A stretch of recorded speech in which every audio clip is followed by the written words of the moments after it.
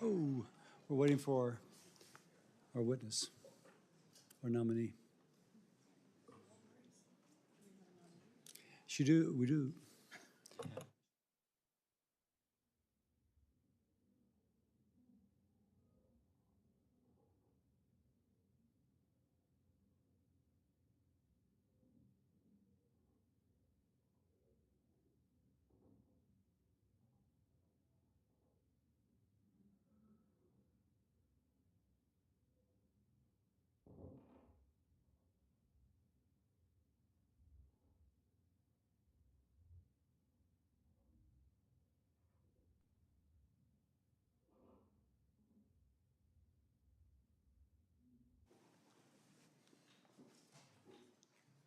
The Senate Committee on Health, Education, Labor, and Pensions will please come to order. Thank you, Dr. Monarez, for appearing before the committee. During the COVID-19 pandemic, the Centers for Disease Control and Prevention failed to communicate crucial information to the American people. When the public needed to know the most up-to-date information on the outbreak, they relied on a Johns Hopkins data dashboard because the CDC did not have that information readily available. The agency failed to detect and anticipate the spread of COVID-19 even when the virus had already reached the United States. And under President Biden, instead of acting impartially, CDC coordinated with outside political groups like teachers' unions, allowing them to influence pandemic health guidance. By the way, the teachers' unions then used CDC guidance, which they helped write, as justification to push for continued closure of schools nationwide when other public health officials were saying it was safe to open at great detriment to American children's learning and mental health.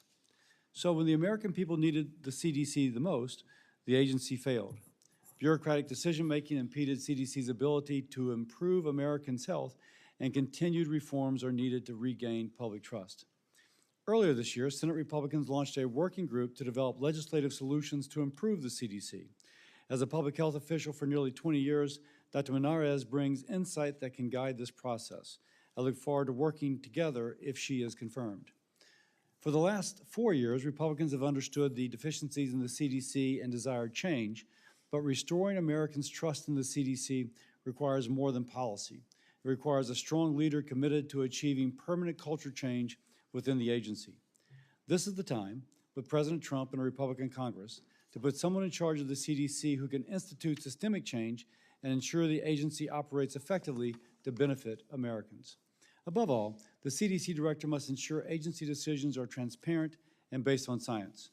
I want to acknowledge that the Advisory Committee on Immunization Practices, the ACIP, is meeting as we speak.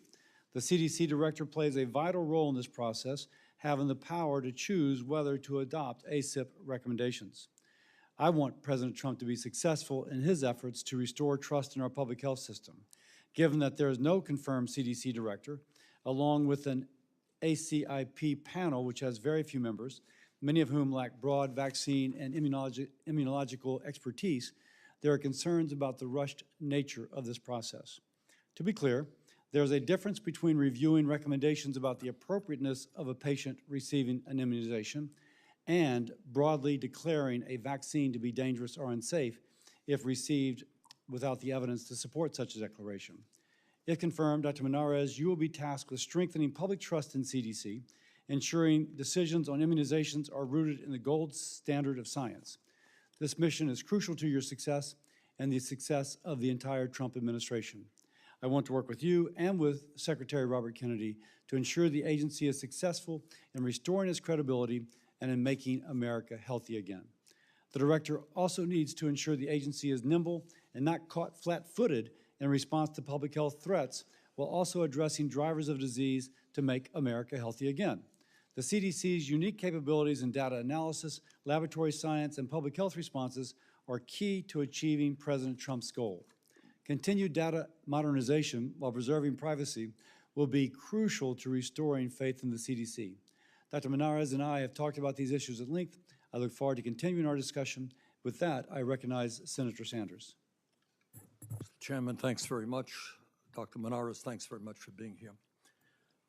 Before I comment on your nomination to become CDC director, I want to say a few words about maybe the most important and disastrous healthcare legislation to come before Congress in a very, very long time. That is the so-called reconciliation bill, which the Senate will be dealing with in a few days. So let's be clear. This legislation, Dr. Monarez, if enacted, would make the largest cut to health care in our nation's history in order to pay for the largest tax breaks for billionaires in our nation's history. At a time when everybody understands, including, I suspect, every member of this committee, that our current healthcare system is broken, is dysfunctional, this bill would make it even worse. The Congressional Budget Office has estimated this legislation would cut Medicaid and the Affordable Care Act by over $1 trillion. Those cuts, along with ending the enhanced premium credits, will lead to 16 million Americans losing their health insurance. In other words, right now, we are the only major country on earth not to guarantee health care to all people. 85 million are uninsured or underinsured, and this bill makes an awful situation even worse. Researchers at the Yale School of Public Health and healthcare economists at the University of Pennsylvania have found that these healthcare policies would cause over 50,000 Americans to die unnecessarily every single year. That's what happens when you throw 16 million low-income and working-class people off the health care they have. That's what we're dealing with here, folks. In order to give tax breaks to billionaires, we're endangering the lives of 50,000 Americans every year. Not only would millions lose their health insurance, and tens of thousands of our constituents needlessly die, if this legislation is enacted, rural hospitals, and I come from one of the most rural states in America, rural hospitals all over this country that are already struggling would be forced to shut down, lay off workers, or substantially reduce the vital health care services they provide. In other words, this bill, among many other things, will be a disaster for rural America. And that is why, Mr. Chairman, I and every Democratic member of this committee sent you a letter a couple of weeks ago urging you to schedule hearings with doctors, nurses, hospitals, community health centers, and patients on the impact this legislation will have on the health and well-being of the American people. And I'm very disappointed, Mr. Chairman, that with an issue of such consequence, that you refuse to hold those hearings or markups. Since this committee has refused to bring healthcare providers before us, I am releasing today a report on the impact that this legislation would have on our nation's healthcare system. Committee didn't do it, we did it. And I did that by reaching out to healthcare providers all across this country, and let me thank the over 750 healthcare providers from 47 states, probably every state represented here, who responded to our request. And here is just some. It's a report. I hope every member here reads it. And by the way, Mr. Chairman, I would ask unanimous consent to have that report put into the record. Without objection. And thank you. And what this report says is that it would substantially increase the uninsured rate in every state in America. For example, if this legislation was signed into law, the uninsured rate in my state of Vermont would go up from 3.3% to 6%. In Louisiana, the chairman's state, it would go up from 6.7% to 12.4%. In the state of Washington, Patty Murray's state, it would go up from 6.2% to 11%. In Florida, the uninsured rate will go up from 10.4 to 18.8%. It impacts dramatically every state represented by us here and every state in this country. And I would hope my colleagues understand that as we go forward. Mr. Chairman, and instead of throwing 16 million people off of health care, we should do what every other major country does, guarantee health care to all as a human right. Mr. Chairman, let me quote just a few. Again, we reached out to 750 healthcare providers who responded. I just want to quote a few. Dr. Audrey Nath from Texas wrote, quote, These cuts will cause rural hospitals in Texas to close entirely. As a neurologist, I am terrified that the closest hospital for many rural folks may then be hours away. That's Texas. Dr. Farhan Malik from Florida, where the uninsured rate will surge to almost 19%, wrote, quote, plainly said, children will die as a result of these cuts. Hospitals will cut back on ICU doctors. Doctors will leave because of salary cuts, etc. Dr. Mia Henderson, Community Health Center doctor in Missouri, wrote that the cuts to Medicaid contained in this legislation would mean that we may, quote, we may not be able to keep the doors open. The Louisiana Rural Health Association, Mr. Chairman, wrote, and I quote, Louisiana, quote, Louisiana's rural hospitals and healthcare providers are already operating on razor-thin margins, struggling to keep their doors open while serving some of our most medically vulnerable communities. In Louisiana, 38% of hospitals operate on negative margins and 27% are currently vulnerable to closure. Medicaid cuts would worsen these losses, putting more hospitals at risk of shutting down entirely. Louisiana, Vermont, my state. Vermont Association of Hospitals and Health Systems wrote that this bill reduces coverage and access, particularly in rural areas, such as Vermont, where hospitals and other healthcare providers are already financially vulnerable. And on it goes. The healthcare community understands what a disaster this would be, a disaster for rural America, a disaster for low-income and working-class people. We must not devastate an already broken healthcare system in order to give tax breaks to billionaires who have never, ever had it so good. Thank you, Mr. Chairman. Thank you. Dr. Monarez, your opening statement, please.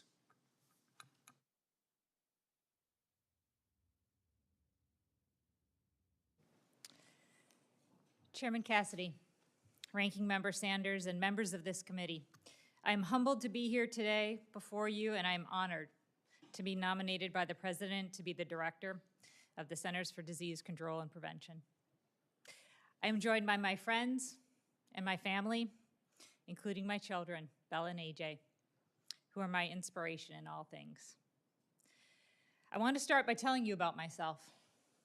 I grew up in rural Wisconsin, the daughter of a dairy farmer. I learned the meaning of hard work very early in life.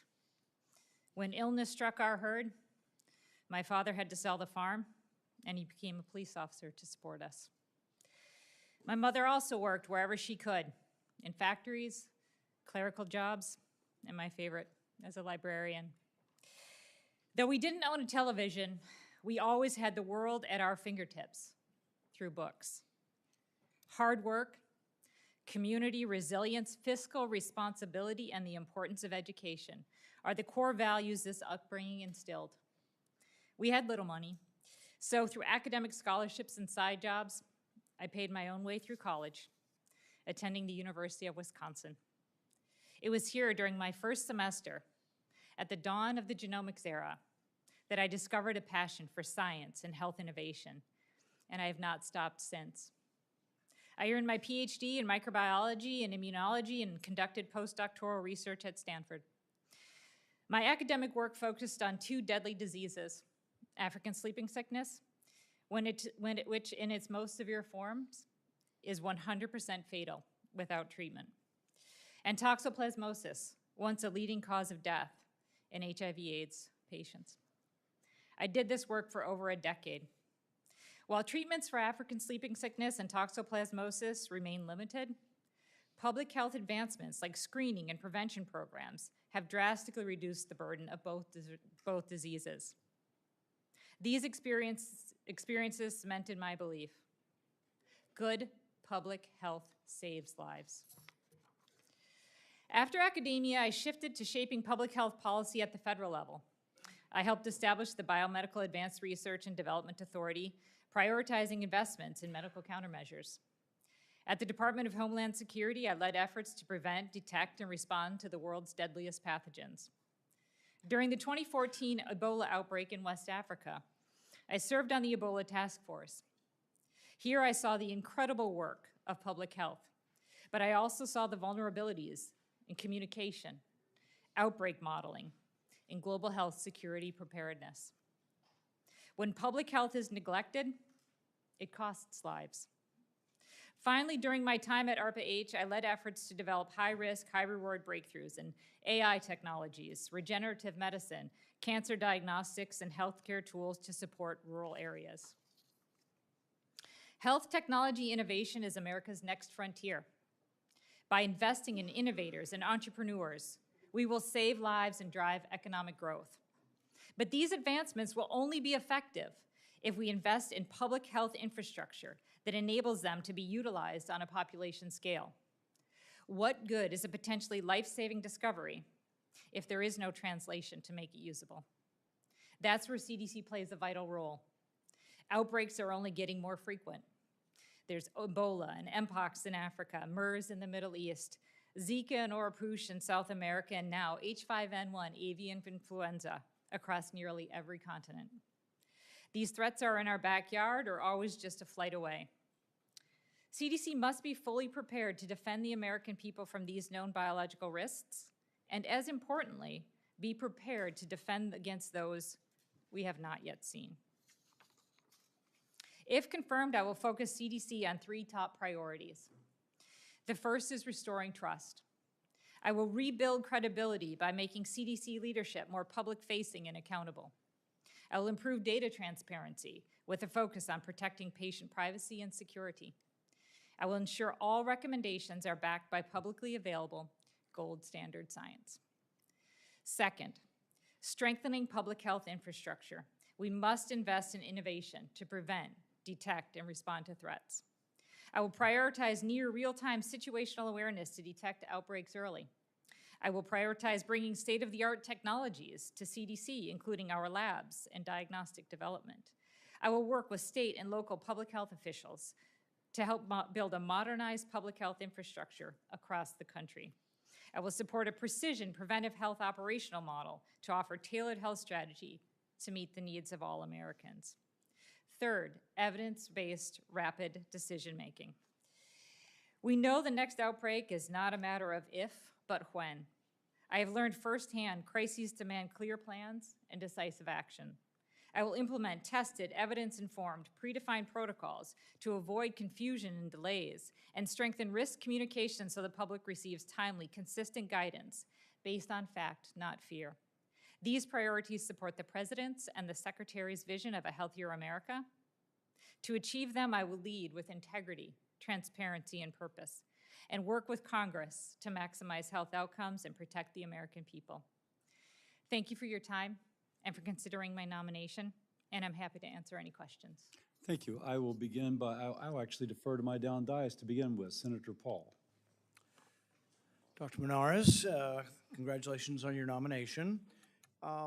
Francis Collins infamously emailed Anthony Fauci and told him to take down 3 prominent scientists. The implication was use whatever means, use the media, use reporters, but damage their reputations. One of these scientists is now the head of NIH, Jay Bhattacharya. Do you think that was an appropriate use of his office? So I'm not familiar with that particular encounter, but we need to make sure that we are open to letting the science. Is it an appropriate use of the office for Francis Collins to have emailed the head of NIH and say, take down scientists that he disagreed with? We need to make sure that we are open. It's sort of a yes or no question. Is it an appropriate use of office? Because the question goes to you. Is it an appropriate use of the office to email other government scientists and say, take them down? Take down these people that are disagreeing with us and have a different opinion? It is not something I would do. I welcome an open and honest debate and scientific discourse. Disappointed that we don't get a little better answer from that. You read OSTP 2015 to 2016. Was any of the research between Ralph Barrick and WIV, the Wuhan Institute of Virology, subject to the pause on gain of function during your period of time there? I don't know the specific details of that, but all federally funded research that met the standards of gain of function should have been paused under that gain of function pause. Right, but several were granted exemptions. Are you aware of an exemption that was granted to the Wuhan research? I am not aware of that. Do you believe that the research that was being done over that period of time and subsequently was gain of function research? I haven't had an opportunity to look at that research, but I share your concerns about Well, gain of there's about function 10 research. books written about it. I mean, we've been talking about it. 15 million people died. You're going to be in charge of infectious disease, You'd think you might have an opinion on, where this came from and what happened. And, even EcoHealth, which was funding the research in Wuhan, finally sends a letter back to NIH, and they say, thank you for releasing the pause on our gain of function research. With regard to royalties, recently Secretary Kennedy fired members of the CDC Vaccine Committee.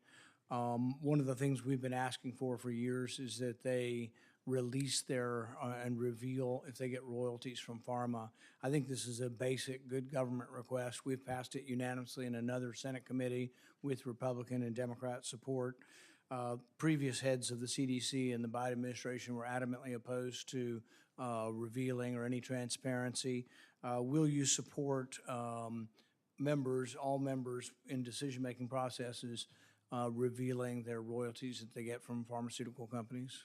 I believe that anyone who is serving in this type of a role that is so critically important to make independent, conflict-free decisions needs to be fully transparent on any funding that they're getting from any product developer.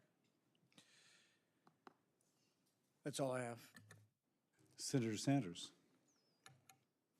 Thank you, Mr. Chairman.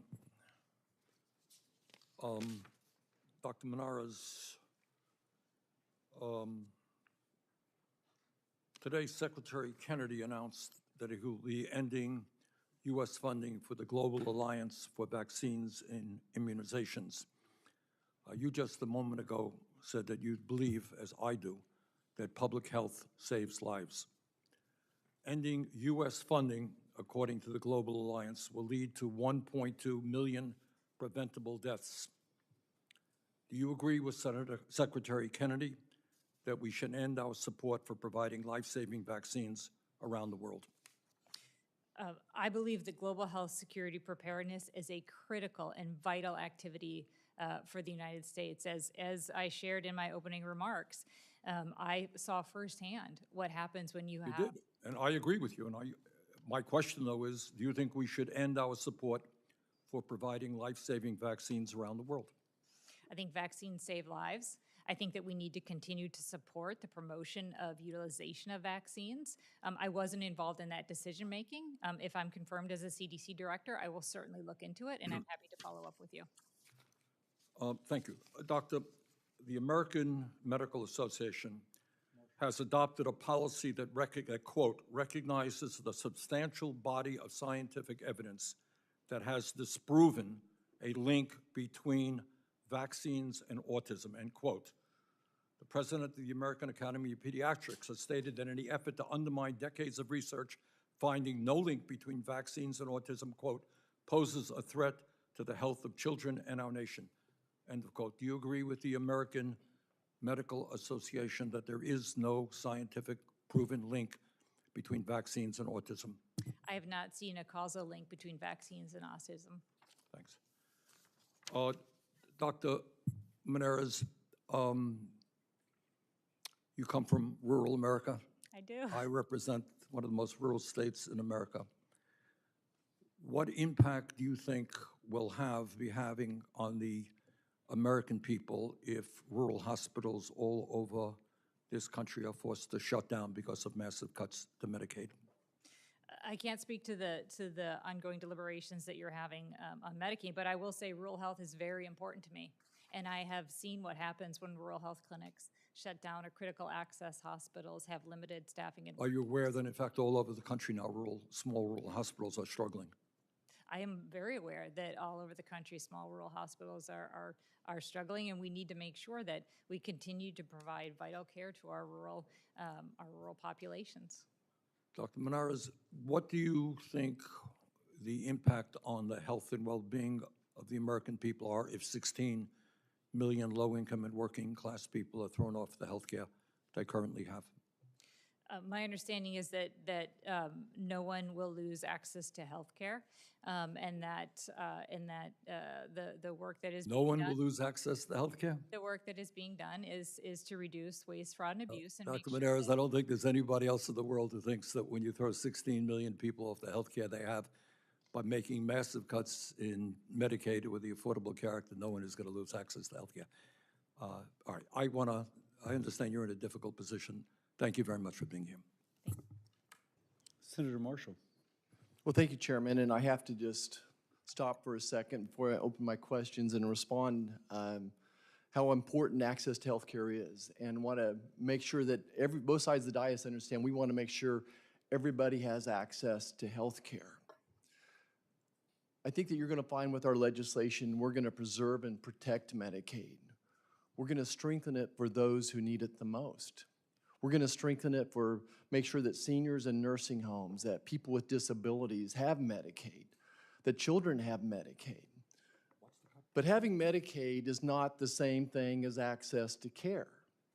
At least a third of physicians don't accept Medicaid, and many that do delay that care. As a referring physician, if I had someone that needed to see a neurosurgeon or needed to see a cardiac surgeon, it would maybe take 3, 6, 9 months to get them in to see a doctor because they're on Medicaid. So having Medicaid does not guarantee access to care. If we don't do something to fix it, it's going to go broke. I'm so proud that in our legislation, we increase funding for Medicaid more than inflation. That over the course of 10 years, we're going to increase funding for $200 billion. That's right. There's so much misinformation out there. We're going to increase funding by over $200 billion in a year with our plan. But what we really need to do to address rural hospitals is strengthen the local economy. But I think you're going to find us finding another solution as well to help the rural hospitals beyond Medicaid. We've talked over and over the importance of rural health clinics and community health centers. Those are access to care. Right now, everybody has access to care, but Medicaid is actually in the way. It's the most broken federal system we have up here right now. There's just better ways to do it than Medicaid, and I look forward to continuing to try to strengthen those community health centers, to strengthening the rural clinics, rural health clinics, and strengthening the rural hospitals as well. And you're going to find that our legislation lifts up rural America and helps grow those economies where many counties are half the size of what they once were. So I'm so proud of the work we're doing to strengthen health care for America and to save Medicaid, to strengthen it, to make it better. Dr. Monarez, again, welcome. I want to talk about chronic disease. 60% of Americans have chronic disease. 90% of the healthcare dollars in this country are spent on chronic disease, 90% of $4.5 trillion. You have an incredible wealth of experience, and I like your experience with AI and ARPA and wearables. We talk about these chronic diseases, hypertension, obesity, diabetes, heart disease, and depression. The CDC's done a great job at addressing communicable diseases, but there's other diseases out there that I think are more of a pressing issue. How would you help address the CDC to address chronic disease? Thank you, and thank you again for taking the time to meet with me the other week. So part of the approach to organizational optimization will be to get CDC back to its core mission functions to prevent, detect, and respond to infectious diseases and emerging threats. But what you highlighted are very important public health concerns. And what I will do if I'm confirmed as a CDC director is continue to support the secretary and to support these critical issues and make sure that any of the activities that were supported under CDC in the previous models are successfully transitioned to other part of HHS. And as you said, there's critical work to be done in preventing chronic diseases and addressing other issues like maternal mortality and addressing issues like neurodegenerative disorders. And so if I'm confirmed as CDC director, I will make sure that I'm laser focused on the mission at hand at CDC, but also as supportive as I can be to the Secretary's goals in making America healthier again and transitioning those other programs to other parts of the agency. Yeah, let's turn the page and talk about antimicrobial resistance. As a PhD in microbiology, you might know something about this. It's important for agriculture. It's important for human as well. What are the opportunities to address it? And certainly just emphasize that we need to save antibiotics for those purposes, and therefore there's no economic incentive to try to develop them. So any thoughts on antimicrobial resistance that you would be leading? Yeah, I mean, I think it's a multi-layered approach. It is a significant public health concern. I think we need to make sure that we have accurate and timely surveillance and detection. So if something is being transmitted in the population, that we can detect it early, whether it's in the hospitals or in other places. I think that we need to make sure that we are investing in next generation antibiotics, because what we're seeing is this increase in antimicrobial resistance bacteria, and these threaten lives. And we have to make sure that we have second and third order antibiotics to prevent catastrophic outcomes when somebody becomes infected with one of these drug-resistant pathogens. Yeah. Thank you so much. We look forward to supporting your nomination and getting you confirmed and getting you to back to work. Thank you so much, Mr. Chairman. I yield back. I think for that, before I go to Senator Hickenlooper, I'll notice for the first time in this hearing you smiled when you asked about antimicrobial resistance. You know what I'm saying? Like, it was just a sweet spot for you. So, Senator Hickenlooper. Dr. Monarez, thank you so much for your public service, and obviously your dedication and commitment to the work you're doing is noteworthy and I think laudable. You obviously have a lot of experience in technology research and development, including how to identify and treat infectious diseases. How would you incorporate this experience as if you are confirmed for this position? Thank you. And again, thank you for taking the time to meet with me. I know there's a lot going on in here, so I appreciate all of your time in meeting with me in advance. So I do have almost 30 years of experience in science, technology, and innovation. And what I will do if I'm confirmed with this as the CDC director is I'll want to make sure, as I laid out in my priority, is that first, that we are incorporating the latest and state-of-the-art technologies into the work that we're doing within CDC, that we're modernizing our laboratory capabilities, that we're investing in diagnostics with the level of sensitivity and specificity that if there is an urgent outbreak, that we are able to support our state and local public health officials with accurate diagnostics so that they can differentiate between individuals who are worried and those who are truly in need of medical intervention. It helps us prioritize resources, and it helps to make sure that we're keeping American people safe. I will also bring in AI technologies to help in a couple of different ways. When I think about AI, the first thing I say is, what problems are we trying to solve? And when you can define accurately what the problems are you are trying to solve, it allows you to have a disciplined way to incorporate these technologies that are really transforming what we think about in health innovation. I'll be using AI technologies to help support CDC to create a modernized and operationally efficient organization where we look at how do we optimize our workforce, how do we make sure that our IT is supportive of internal operations and partnerships with state and locals, how do we make sure that we achieve fiscal responsibility through accurate tracking of all of our resource expenditures. I'll also be incorporating AI technologies as we continue to support public health outcomes. So the areas that AI I think is going to be transformative in the health ecosystem is where we can work internally and with our partners to say— That's good. I've got another question. I apologize. I hate cutting you off. I love talking technology. Well, I look forward to following up with you if I'm confirmed. Exactly.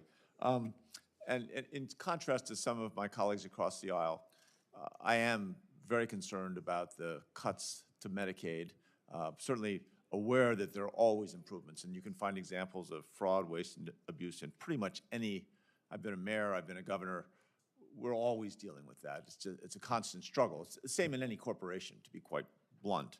But I think that Medicaid is essential to community health centers. I helped start a community health center, we discussed a little bit, way back in 1972, 1973, that now has over 200 locations, is an essential part of providing access to health care, in this case all across the state of Connecticut.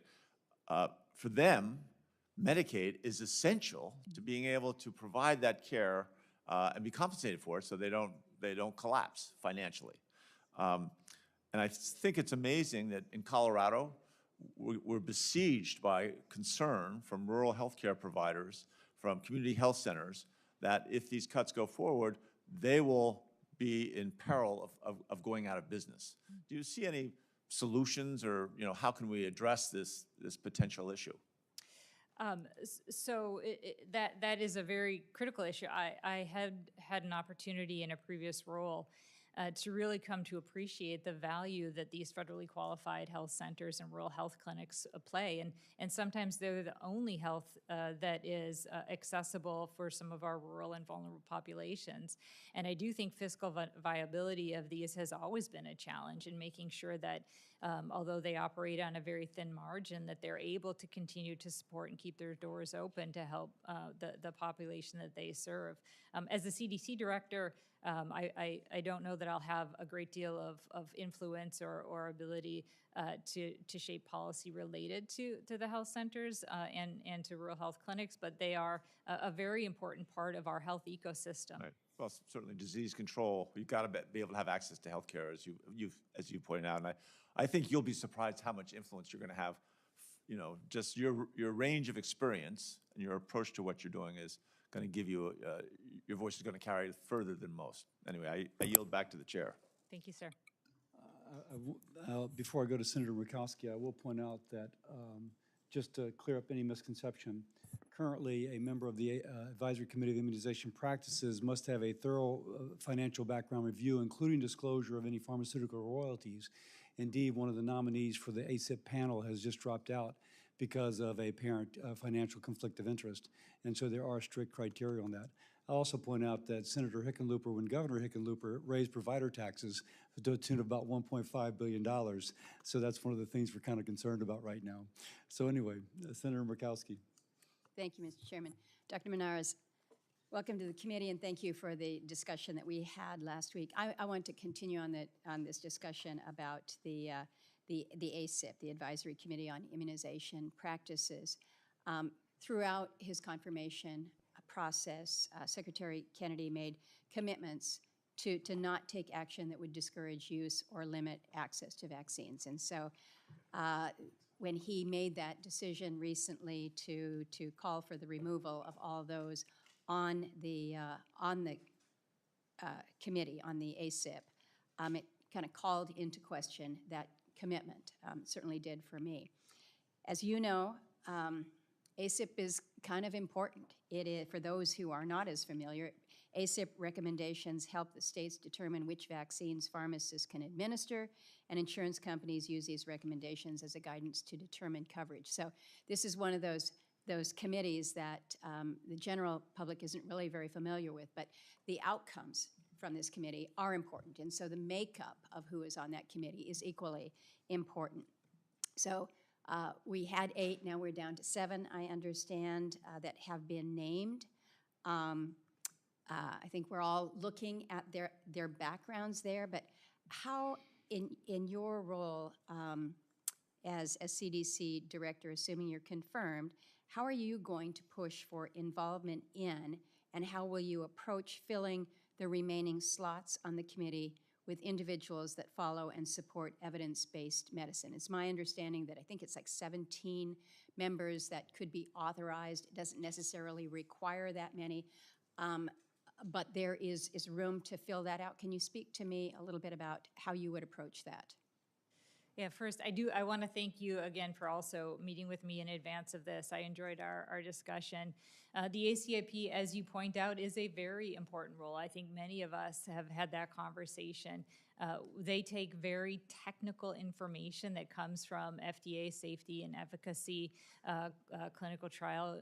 They take information from post-market monitoring and surveillance that's captured in any of these vaccine adverse event reporting systems. They take real-world evidence, and they have to do highly complicated evaluation of that science and evidence and statistical analysis to be able to consider the benefits and the risks posed by any of the products that they're evaluating. If I'm confirmed as the CDC director, I look forward to participating as an active member, of active participant in those discussions at those ACIP meetings. My expectation. More specific to my question, though, is there are seats that are still available on that committee. I think people would be looking to you for your guidance here to make sure that either there is no conflict of interest or that the individuals themselves and what they bring to the table, what they bring to these very important, very technical considerations are not going to cause further doubt about the credibility of the committee. Because you and I talked about that. That's right. There's a lot of trust that needs to be rebuilt here. How do you do that? Well, first, I would welcome, these are not easy positions to fill. I mean, it takes a lot of time and commitment from some of these highly trained technical experts to want to participate, and I would encourage them to participate. I would encourage them to raise their hand and to offer their support to be considered for placement on the ACIP. They need to have a depth and a breadth of technical experience to be able to understand immunological processes, to understand statistical analysis. And as these, if someone feels that they are a good fit to be able to understand this complex information and they want to volunteer and they want to be considered, I welcome that. And I will obviously Would hope, I'm going to interrupt because I have one more question that I want to ask. I would hope that one of the things that you would all be looking to is to make sure that these individuals are going to be looking at the science in front of them, leave their political bias at home. If they have, let's just leave it at that, leave the political bias at home. You mentioned in your opening statements that when public health is neglected, it costs lives. And I absolutely agree with this. When we're talking about global disease prevention, I think we recognize, we would love to be able to say, well, that's not our problem in this country, but in a very mobile society, that's just not the case. So I am concerned, and you shared with me your concern about cuts to the Global Health Center and just the global health programs and your commitment to global surveillance. So how do you plan to ensure that HHS and CDC continue using every tool in their global arsenal, particularly immunization programs and specialized technical expertise like within CDC to stop diseases like polio, malaria, and other parasitic threats? I have given you no time to respond, but I think that this is a really key question for us. We've got rescissions coming up next week that are specific to global health. I'll give the witness, you're very good at doing this, but I give the witness a chance to respond.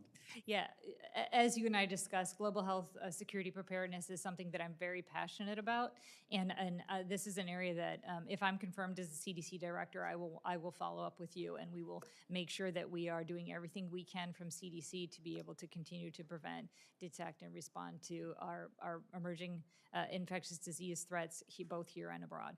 Thank you, Mr. Chairman. I'll have additional questions for the record. I'm sure you will. Yeah, thank you. Senator Baldwin. Thank you, Mr. Chairman. Dr. Monarez, thank you so much for being here. Thank you for meeting with me in advance of this hearing, and congratulations on your nomination. As we discussed when we met, I have expressed serious concerns to the Secretary of Health and Human Services, Secretary Kennedy, multiple times, both before this committee and before the Appropriations Committee when he appeared, and multiple times in writing, about the firing of the entire staff of the Childhood Lead Poisoning Prevention Branch at CDC. This has left the city of Milwaukee unable to get the help they need to address a lead exposure crisis in the Milwaukee public schools. Just to give you a sense of the scale, 6 schools needed to close for remediation. 1,800 young school children were displaced. And when the city's health department reached out to the CDC, their application was denied because there was no staff left. It sounds, now the good news is it sounds hopeful that these employees are now being reinstated. In fact, the very day we met was the day that there was an announcement that some 400 plus CDC employees that were previously fired or let go were going to return.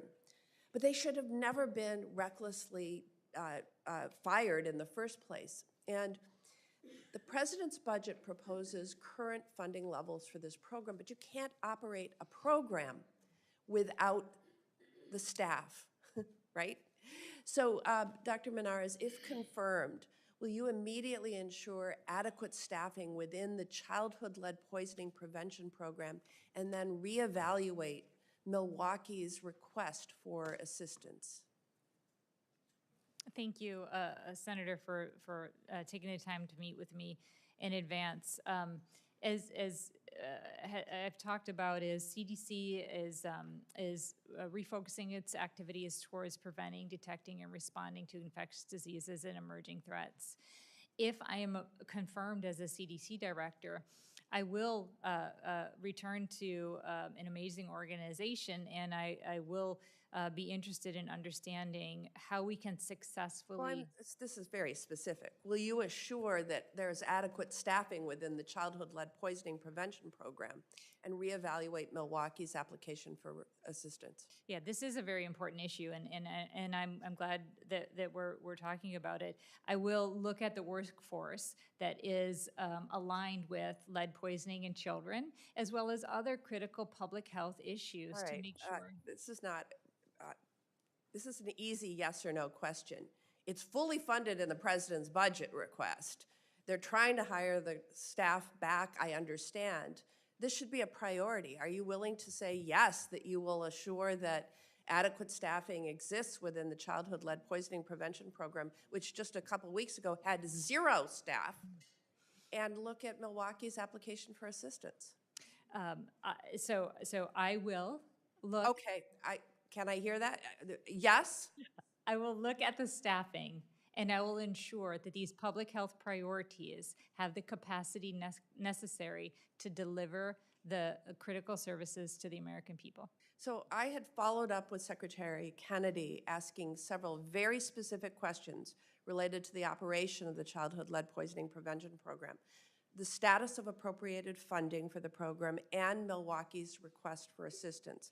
I asked for a response to very straightforward questions, and I have heard nothing back from the Secretary. If confirmed, will you provide me with any requested information related to the status of the childhood-led poisoning prevention program and Milwaukee's request for assistance in a timely manner, since it appears that Secretary Kennedy will not? If I am confirmed as a CDC director, I will look into it and I will follow up with you. Okay. Do you agree that women should have access to breast and cervical cancer screenings? I think that breast and cervical cancer screenings are critically important, as I talked about. In the president's budget proposal, it appears that CDC's cancer prevention programs are entirely eliminated, not moved to the new administration for a Healthy America. They are proposing, but gone, just gone. So the cancer prevention and control activities at CDC houses the National Breast and Cervical Cancer Early Detection Program. I have long championed this bipartisan program with Senator Collins. It provides cancer screenings to millions of women, including thousands of women in Wisconsin. I have serious concerns with the administration proposal to move longstanding CDC programs out of CDC. But if Congress directs and provides funding to CDC to continue a program, that absolutely needs to happen. If the program is lost, combined with the attacks on access to cancer screenings, included in the Republican reconciliation bill, women are going to be left without options to get care. So do you believe that CDC has a role to play in helping prevent breast and cervical cancer and provide screenings for women at risk? Those areas are critically important, and if I'm confirmed as a CDC director, I will ensure that those programs are successfully transitioned and continue in other parts of the agency that are prioritizing these critical areas. Even if the president's budget proposes elimination? So I haven't been involved in the president's budget deliberations, but these are critical areas, and I will support making sure that the other parts of the agency that will be taking other broader public health measures up will have my support and continuity of action. Thank you for your indulgence, Mr. Chairman. Senator Hawley.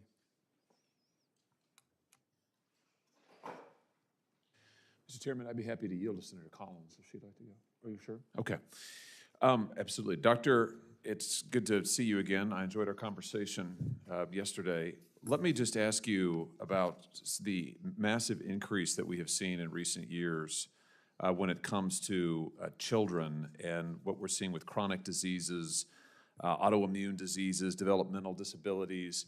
This is something that Secretary Kennedy has talked extensively about. I know that you share his concerns on this. What can CDC do to help reverse the spread of these kind of chronic conditions in our country?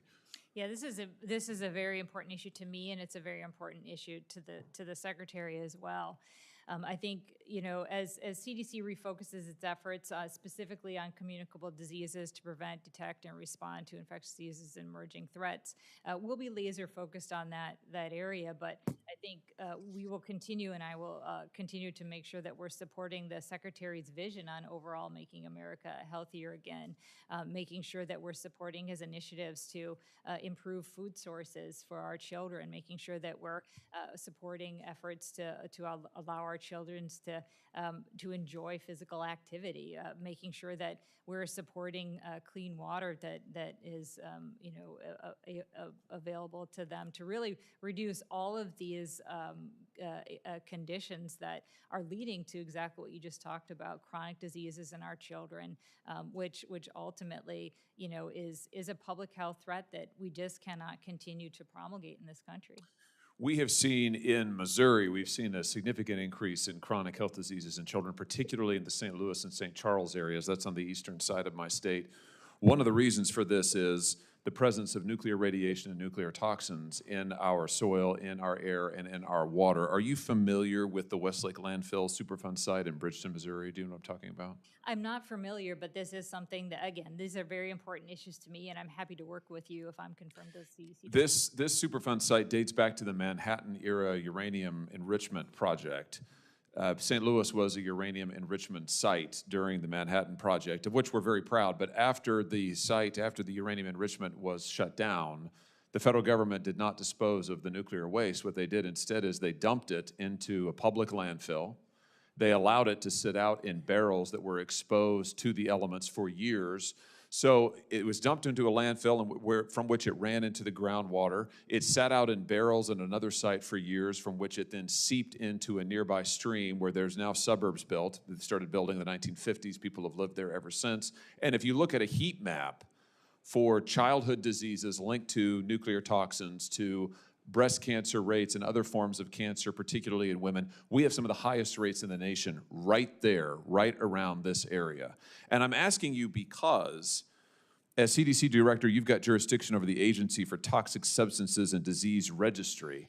Back in 2015, this agency did a health study on this landfill, on the Bridgeton landfill, on the nuclear radiation that was in St. Louis, and what the ATSDR concluded was that there was not significant pollution, that there was no health risk. I want to quote this: no health risk to the surrounding community. Now, since that time, we have learned that, in fact, the ATSDR report relied on faulty data. It relied on faulty methods, and there have been multiple subsequent reports, including those done by the government and the Army Corps of Engineers, that have showed that there is, in fact, extensive contamination. And as we speak right now, the Army Corps of Engineers is moving people out of their homes in the St. Louis area, those who live adjacent to this creek where the toxins are. They're moving them out of their homes because of existing, continuing nuclear radiation in their homes, in their yards. We've had schools that have been closed because of the presence of nuclear toxins in the air, in the dust, in the soil. Here's my question to you. Will you work to ensure that ATSDR, if you're confirmed, that ATSDR reviews its methodology and does another thorough study that corrects its faulty methodology from the past and gets the facts to the people of Missouri that we deserve on this issue? If I'm confirmed as a CDC director, we will definitely look into this, and I'm happy to follow up with you. Good. I'll just point out that it's so significant, it's so bad, ATSDR study, that the Reuters news agency did an entire report that we will make sure that you see, detailing the faulty data and, frankly, haphazard process that ATSDR used to issue this report that has been relied on, I might add, by corporate bad actors and other polluters to say, oh, see, there's nothing wrong, even as other agencies of the government are telling people, no, you have to leave your home. because you've been exposed to nuclear radiation. We absolutely have to get this fixed and have to get it cleaned up. I look forward to working with you on that. I'll have other questions for you for the record. Thanks again for being here. Thank you, Mr. Chairman. Thank you, Senator Hawley. And Senator Kim. Yeah, thank you, Chairman. Thank you for coming on out here today. I guess I just wanted to start by asking you, do you know what the World Trade Center Health Program is? I do. What is it? It is, it's a program that for individuals who were in the World Trade Center or in the vicinity that may have been exposed to chemical compounds in the cleanup and the aftermath, they have the ability to get screening and care as appropriate. For those that were there, as well as the heroes that were at Ground Zero afterwards, we saw a 20% cut in their staff in February. I asked the secretary about this. He said that he was unaware and did not realize that the funding cuts that he was making, that was authorizing, were cutting staff from programs such as this. I guess I just wanted to ask you, were you aware that programs like this would suffer, that this program would suffer from the staffing and budget cuts? I was not involved in that decision-making, and I am not aware of what has happened. So can you explain to me who was involved in that decision-making? So you were the acting director at that time in February. How did you have any input into the budget process? I'm not aware of any of those staffing changes that transpired during that period of time or the budget processes. This is a critical, vital function that the CDC performs. So in February, you showed up at work one day and they told you that, these are the cuts that are being made to your staff? Is that how it happened? Who told you that? Like, how did that unfold?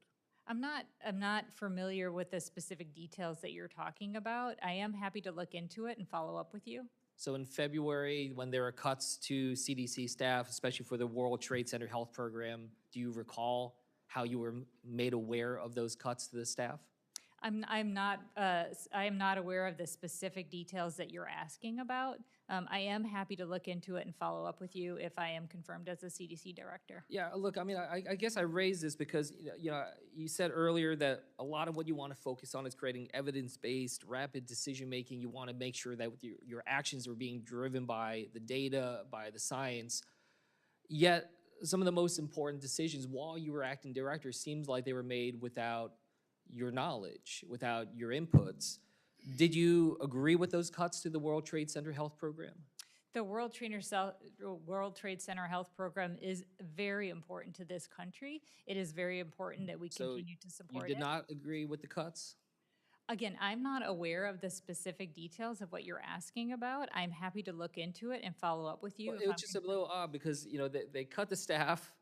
Congress, in many ways, bipartisan way, pushed back on this, and the staff were reinstated. I don't understand what the decision-making process is, and I guess that's something I wanted to get a sense of. What type of role would you play in terms of standing up against some of these cuts? If you disagree with them, what voice would you have? I guess I'll just switch gears a little bit here, just ask you, what do you think of Secretary Kennedy's performance and record so far since he has come in on secretary? How has he done in his job? I think the Secretary has laid out a very clear vision for making America healthier again. I think he has prioritized key public health activities for preventing chronic diseases, for reducing maternal morbidity and mortality. He has emphasized his support for the rural health areas, his support for Indian health services. Is there anything that is there a decision that he's made so far that you disagree with? I think the Secretary is doing the important work of leading a very complex agency through a number of different transitions. He is supporting key priorities in preventing chronic diseases. Does anything come to mind, though, that you disagree with him on? The Secretary is doing the important work of leading a complex agency. He is supporting preventing chronic diseases. There was a third of the staff was cut at the injury center, an incredibly important part of the CDC. Do you agree with that staffing cut? I have not been involved in the decision-making. Well, I understand that, but do you agree with it? Look, the important work of public health is critical to all of the activities related to HHS. If I'm confirmed as the CDC director, I look forward to understanding what is happening within my own organization. I look forward to continuing to support these critical activities. If you don't mind me asking maybe a slightly different way, do you know what the leading cause of death is for children in the United States? There are a number of areas that we have to be concerned about for pediatric morbidity and mortality, if they're within the purview of CDC in terms of preventing and detecting. And what are the leading causes of death for children? The leading causes of death for children. Look, this is a complicated issue, and we want to make sure that we're covering. It's just a numerical issue. I'm running out of time. Unintended injuries, homicides, and suicides, under the purview of the Injury Center. And I would just ask you to keep that in mind if you're looking at further cuts.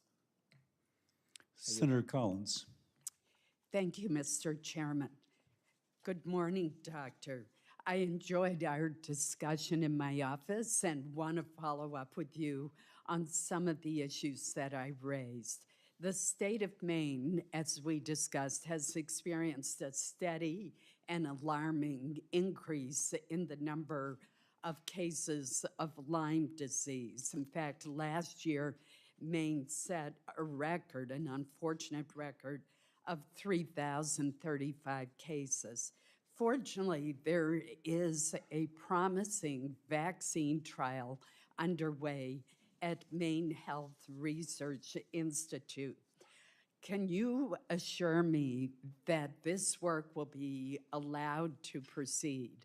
There is a lot of concern, given prior to your being in office, obviously, arbitrary cancellations of grants, halting of clinical trials, and slashing of research funds.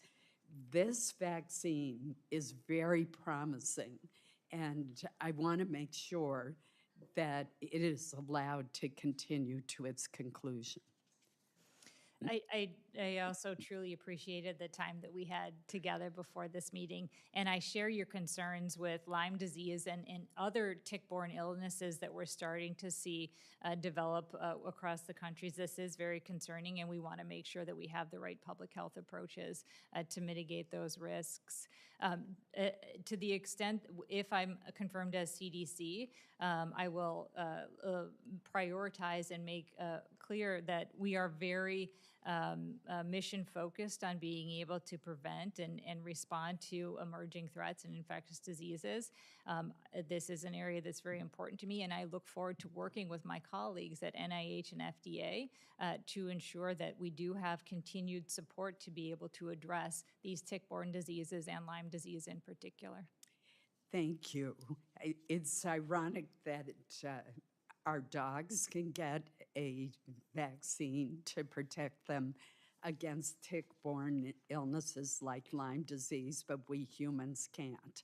And I hope that we can remedy that.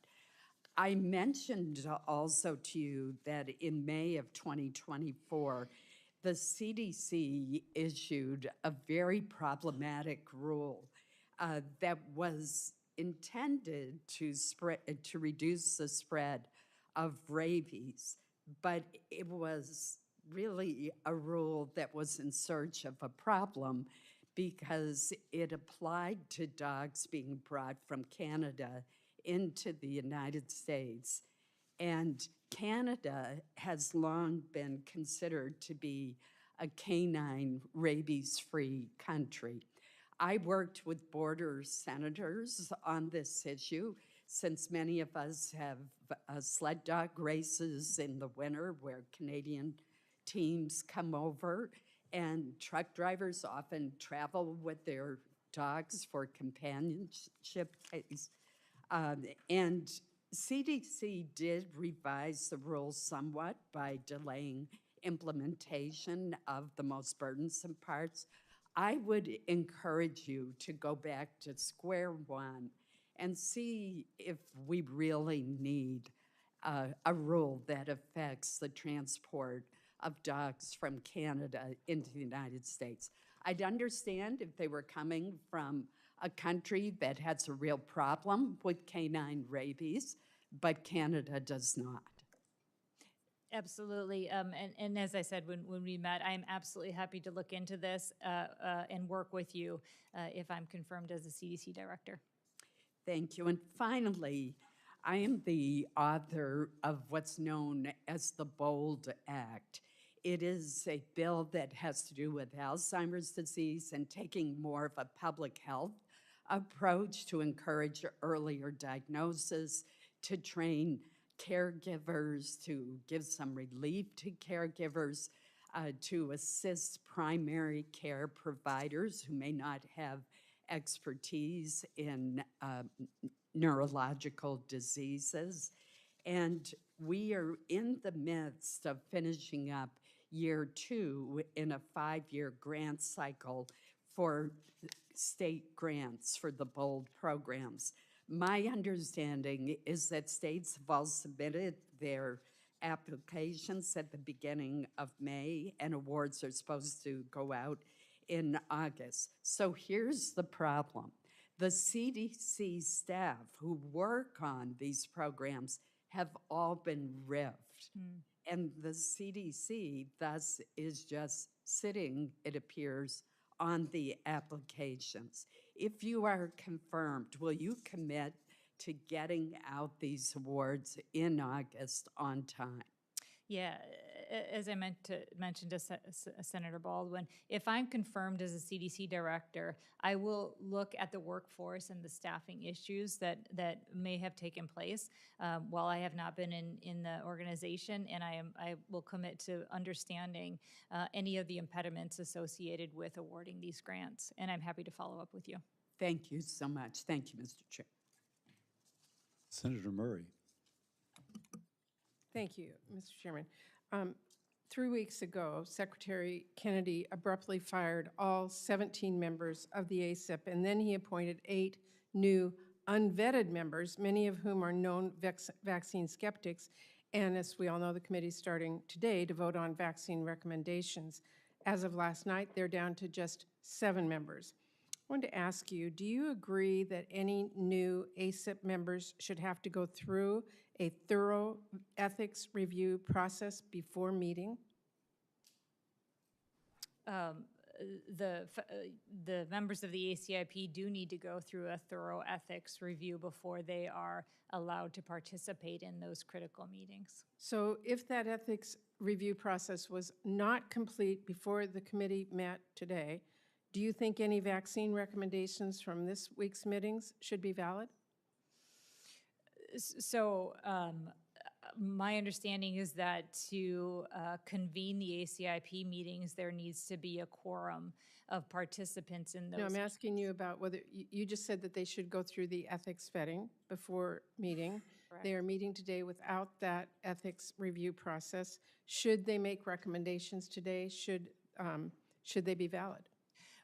I'm not familiar whether or not the members that are participating in the meeting this week have or have not gone through the ethics review necessary to allow them to participate in those meetings. If it is known that they've not gone through the ethics process and they issue recommendations, would you accept them as valid? If they have not gone through an ethics approval process, they shouldn't be participating in the meetings. I would agree with that, and I know Chair Cassidy's expressed concerns that about that as well. These affect millions of people. And it's not just the members that I'm concerned about. Secretary Kennedy is bringing anti-vaccine conspiracy theorists from his former organization into that crucial vaccine meeting. Lynn Redwood, who's from the Children's Health Defense, is scheduled to give a presentation on thimerosal and vaccines to further RFK's debunked claims that it causes autism, and she cited a study that does not exist. And after that was pointed out, CDC uploaded a new presentation. But let me ask you, do you think it is acceptable for a known conspiracy theorist who cites made-up sources to be presenting at CDC's ACIP meeting and advising on vaccine recommendations? So I'm not familiar with the person you've identified. The ACIP is a public meeting. Yes. And members of the public are in a position to be able to present what should be scientific and evidence-based information, and members of the ACIP should listen to that information and be able to evaluate the veracity of the data that is being discussed. Well, the CDC director makes the decision on whether a vaccine should be recommended to the public and does not have to follow recommendations passed by ACIP. What will you do if the committee votes to remove vaccines from the vaccine schedule or to not approve new ones in opposition to clear established science? So if I'm confirmed as a CDC director, I will be an active listener and will be very interested in the discussions that take place at the ACIP meetings. I will be looking at how the ACIP members are able to evaluate this complex scientific information and the statistical analysis that goes into the risk-benefit associated. I appreciate the long answer there, but I have to say that many of us are very deeply concerned about the recommendations because they impact millions of people, as I said. But they also translate directly into which vaccines get covered by insurance and which vaccines are then accessible to patients. Secretary Kennedy has spread really blatant disinformation about vaccines and undermined the established science by pretending that families need to do their own research on vaccine safety. Secretary Kennedy recently decided to revoke COVID vaccine recommendations for children and pregnant women, meaning that their insurance may now not cover the cost of their vaccines. Do you think leaving it up to the parents or the individual, if the choice they are left with is to spend hundreds of thousands of dollars just to get one vaccine that was previously free, is the right way to go here? I think we need to make sure that we are providing transparent and clear, effective communications about the benefits and the risks associated with vaccines so parents can make informed decision-making for themselves, their Well, it's children, hard their to families. know if it's informed if you have ACIP members who are listening to somebody who's a vaccine conspiracy theorist that has been debunked. And I just want to make this clear. When ACIP pulls its recommendation or refuses to recommend an evidence-based vaccine, a lot more kids and a lot more families will not get vaccinated. They will not be able to afford it. And that is the reality. Thank you, Mr. Chairman. Thank you. Senator Banks. Thank you, Mr. Chairman. Doctor, congratulations. Thank you for being here today. I happen to think that the job after you're confirmed is a very important one. We want to help you in every way that we can. Just a few quick questions for you. As you know, every year the CDC releases a report on abortions in the states. And in that report, you collect important public health data about the risk of abortions and some of the health effects from abortions. You might know that Indiana rightfully submits detailed reports to the CDC, but a lot of bigger states don't submit those reports. How can you strengthen the data collection about abortion and the health risk from, especially from those states that refuse to provide that data? Yeah, so as you may be aware, data is very important to me. We need to make evidence-based decision-making, and we can't do that if we don't have the right data from the populations that we serve. And I'm not familiar with this particular database, but I do want to strengthen data collection, analysis, and contribution to public health issues. And so if I am confirmed, I'm happy to work with you on this. You would agree it's an important database, important data about abortions that come from the states. Is there anything that you can do to incentivize states who aren't currently participating to provide that type of data? So I'm not particularly familiar with this particular, it is very important data.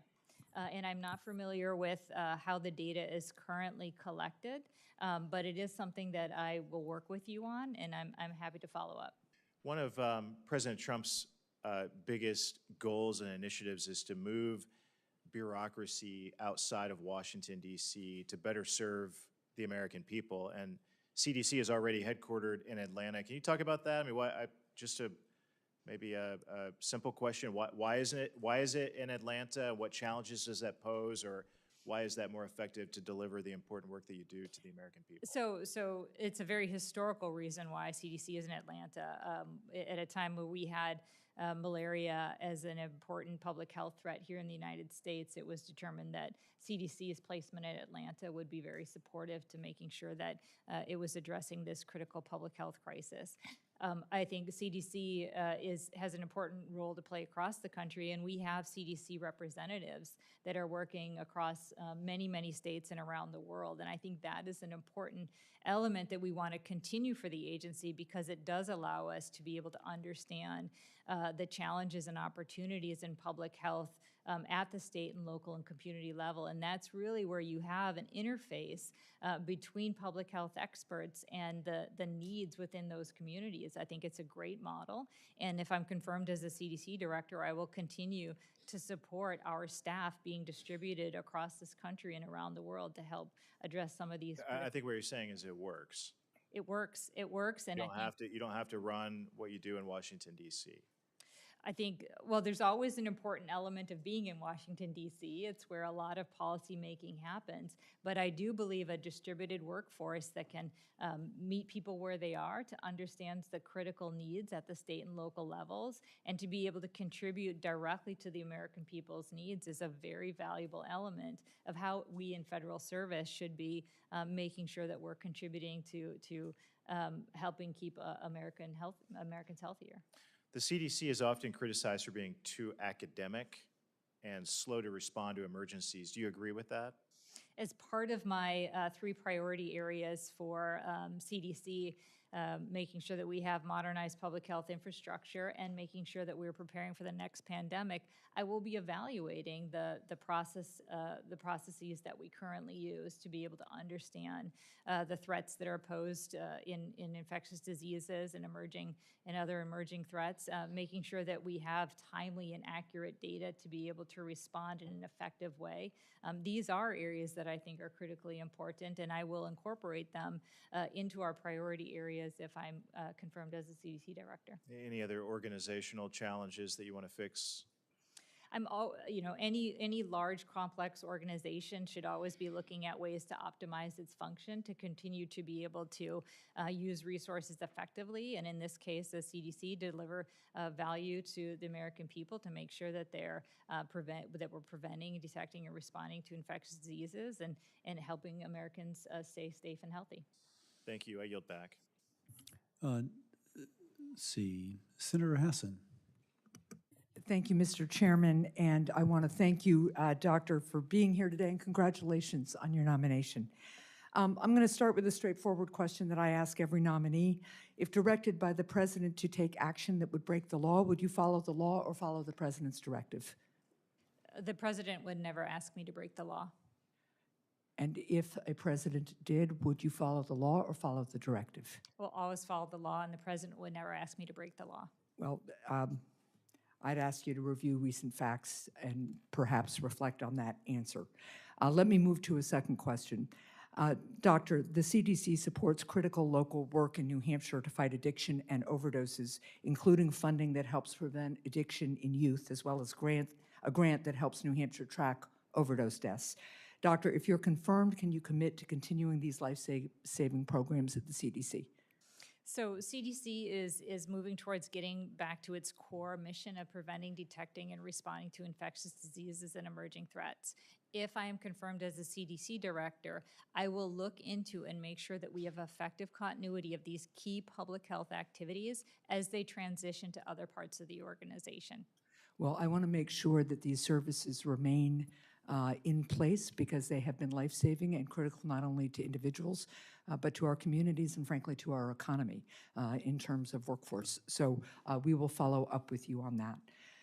One critical role of the CDC director is to help protect children from lethal infectious diseases. The CDC director can't perform this critical role unless they are politically independent, which means that you must be willing to disagree with political leaders based on scientific evidence. So is there anything that you disagree with Secretary Kennedy about? If I'm confirmed as CDC director, I look forward to having technical discussions with the secretary. He has said he values and prioritizes independent thinking and using science to drive decision-making. I am an independent thinker and I am a scientist, and I will welcome the opportunity to share my opinions based on science and evidence with him as he makes some of these very difficult decisions. Is there anything you disagree with him about? So look, if I'm confirmed as a CDC director, I look forward to supporting the secretary with science and evidence and making sure that I am giving him the best information possible to help support some of these critical decisions that Well, he's let's go making. to some specifics then. When you were acting director of the CDC, Secretary Kennedy stated, quote, "It's very, very difficult for measles to kill a healthy person," close quote. Do you have any scientific concerns about Secretary Kennedy's statement? So measles is an important public health threat, and we have to make sure that we are doing everything that we can to prevent and mitigate the Do spread. you have any concerns about his statement? Didn't a child die from measles while you were acting CDC director? See, measles can be lethal. We know from historical data that in populations, unvaccinated populations, that one in 1,000. Right, so excuse me for interrupting, but I have limited time. So when the secretary said it's very, very difficult for measles to kill a healthy person, no concerns from you about that? So look, we know that measles can be fatal in 1 in 1,000 individuals. And look, these are very critical issues that we need to be able to Right, which is consider. why you're being able to independently state in public that you differ with the secretary is a really, really important thing. And right now you're showing a real reluctance to do this. What about when Secretary Kennedy said, again, while you were CDC acting director, that cod liver oil and vitamin A have, quote, 87% effectiveness, close quote, for preventing death from measles? Do you agree with that from a scientific perspective? So there are no FDA-approved antivirals or aligned treatments for the measles. We do know that vitamin A has been approved by the WHO and has been supported by the American Academy of Pediatrics as an effective supportive therapy to some. And so where's the science that says it's 87% effective? So I'm not familiar with that quote. I'm not familiar with the specific statistic, but if I am confirmed as a CDC director, I'm happy to look into it and follow up with you. Well, for the record and with a request for unanimous consent, Mr. Chair, I have a copy of an article from the New York Times entitled, "I Feel Like I've Been Lied to When a Measles Outbreak Hits Home," from somebody who followed Secretary Kennedy's kind of alternative treatment theories in Texas, whose family got very, very, very ill, almost died because of measles. I am very concerned that a CDC nominee who says she wants to be independent and will apply science is so unwilling to speak publicly about scientific evidence that contradicts the secretary. Thank you, Mr. Chair. Senator Husted.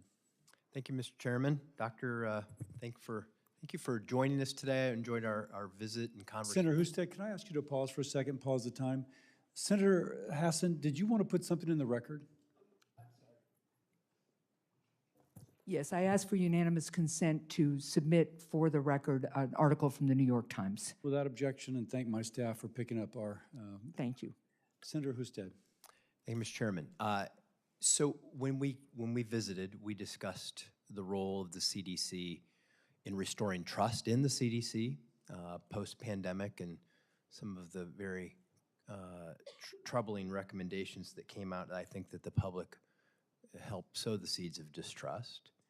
And we also talked about the costs of healthcare, that in the 21st century, it's the sector of the economy that is most inflationary, and how technology can drive down costs, which in healthcare, it's largely driven up costs so far. But we also, in driving down those costs, want to maintain the quality and a wonderful healthcare system we have in this country.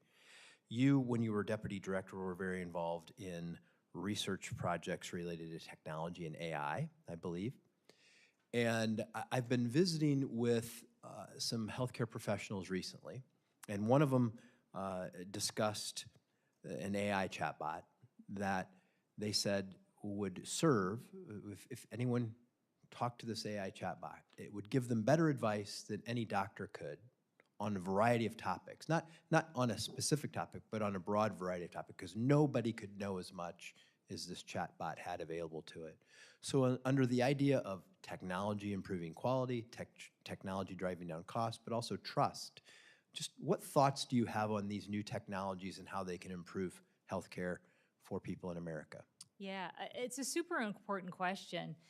I think, as I've evaluated the development of these AI-enabled technologies, the first thing you have to be able to do before you acquire a technology or you put it into your workflows is understand the problems you're trying to solve.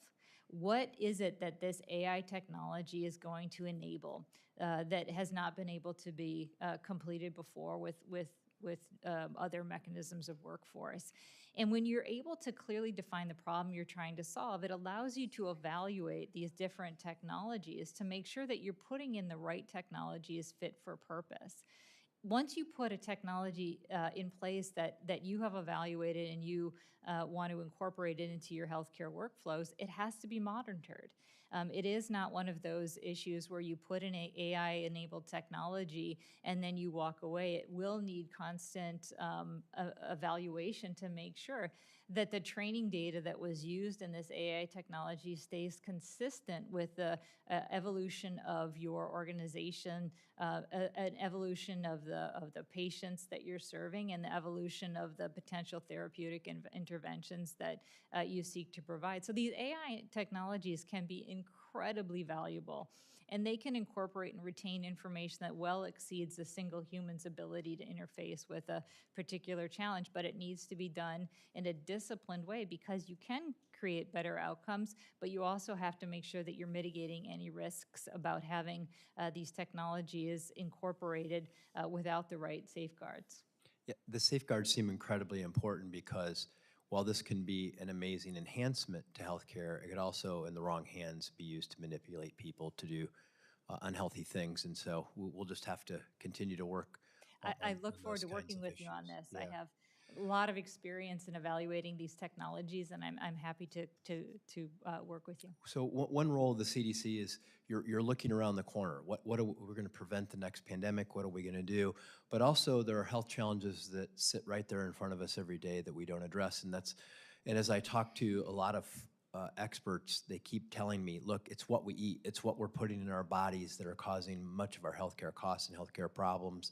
I continue to just can't believe that we have a SNAP program where we literally subsidize people to eat things we know are killing them. And so what role do you play in helping America get healthier by what we do to ourselves?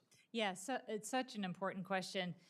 So CDC is going to refocus its mission specifically on those communicable diseases, but if I'm confirmed as the CDC director, I look forward to supporting the secretary as he continues to prioritize these other urgent public health threats, and I also look forward to supporting the secretary in transitioning any of the critical programs that CDC has been overseeing to other parts of the agency, because as you highlight, there are existing threats right in front of us in terms of making sure that our food supply is adequate and is healthy and is available to our children, making sure that children value the exercise and physical activity, and making sure they're staying healthy and they have access to healthy water and environments. These are all very, very important issues, and I look forward to continuing to support the secretary on it. And if I'm confirmed, I look forward to working with you. Great. Look forward to supporting you. Thank you, Mr. Chairman. Senator Blunt Rochester. Thank you, Mr. Chairman. Dr. Monarez, thank you so much for meeting with me and taking the time to discuss issues that are so vitally important to our country. I want to follow up on Senator Murkowski and Senator Murray's comments and questions about the importance of vaccinations. In a couple of months, parents in my state of Delaware and across the nation will be checking their children's vaccination records before they go back to school. Kids will receive vaccines against polio, measles, mumps, rubella, and the chickenpox to protect them and others from diseases. but also to comply with the state's vaccination requirements for public schools. In fact, it is said in all states require children to receive certain vaccines before attending school. Do you know how much a routine childhood vaccine costs without insurance coverage? I do not, but I'm happy to look into that and follow up with you. Polio is $44. MMR is $95. Chickenpox, $183.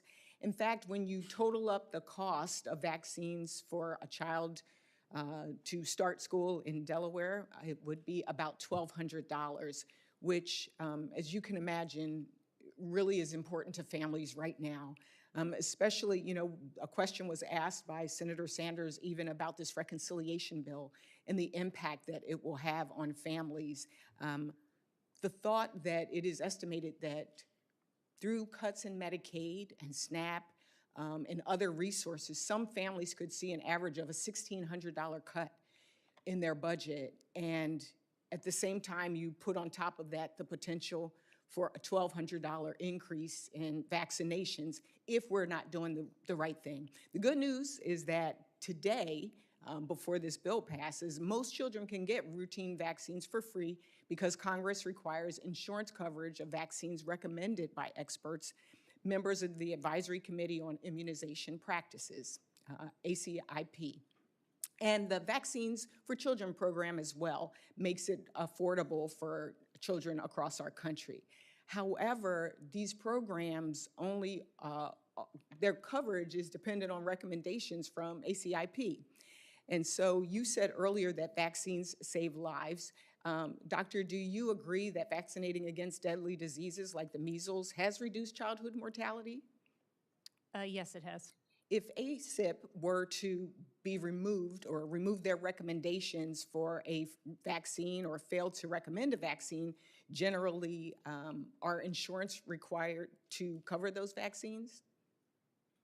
I'm sorry, can you repeat the question? What I'm trying to get at is if it's not recommended, would insurers be required to cover it? So look, I don't, if I'm. It's kind of a yes or no, really. The answer is. I'm sorry, can you, the question is if a vaccine is removed from the childhood schedule, is The bottom line is, right now, there's a lot of confusion out here because of what's going on with the firing of the ACIP members. There's confusion, and what we don't need as kids are about to go to school is confusion, concern about the cost. And so I think it's really important that this be an area that you focused on. And I'm really concerned that we don't put parents on the hook for thousands of dollars. So will you commit to not deviate from historical norms and keep routine vaccines free for America's children? Vaccines absolutely save lives, and if I'm confirmed as a CDC director, I commit to making sure that we continue to prioritize vaccine availability to help mitigate health risks. 1 minute because I'm running out of time. And when we met, you told me during our meeting that you didn't believe that the ACIP members had conflicts of interest. That was the justification for Secretary Kennedy firing all of them. Do you, and members asked, do you disagree with him on anything, which you did not say you did or didn't. Do you agree with Secretary Kennedy's decision to fire all 17 ACIP members on the basis of conflicts of interest? So look, the American restoring trust in public health is a critical priority.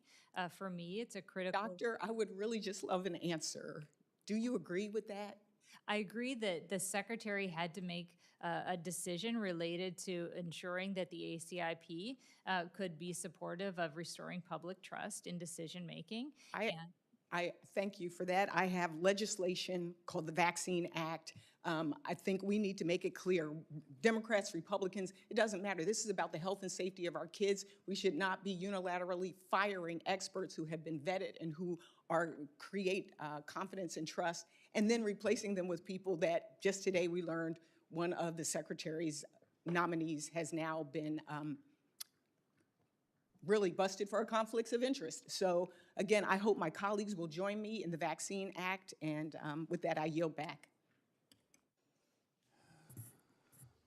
I'll go now. Thank you for being here. Normally, the chair goes first, but I wanted to wait and listen to what everyone else spoke of. Now, not everyone, I still have a couple colleagues, but I feel prepared to go forward now. I think we are united.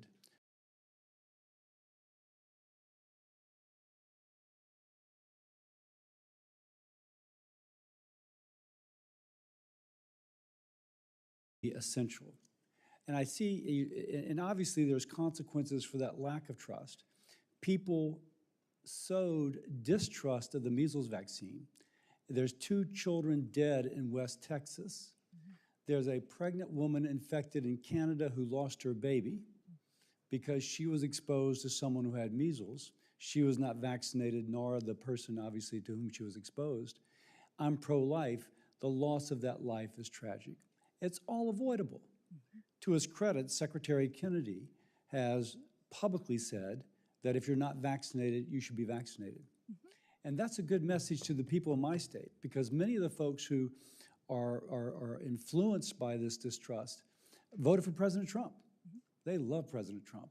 And so having a strong, clear message coming from the White House and coming from you regarding the importance of immunization, rebuilding that trust is going to be really important. I am concerned, and the ACIP directly relates to you, of course, because the agenda will ultimately be approved by by you. And you will help decide, are we building trust or not?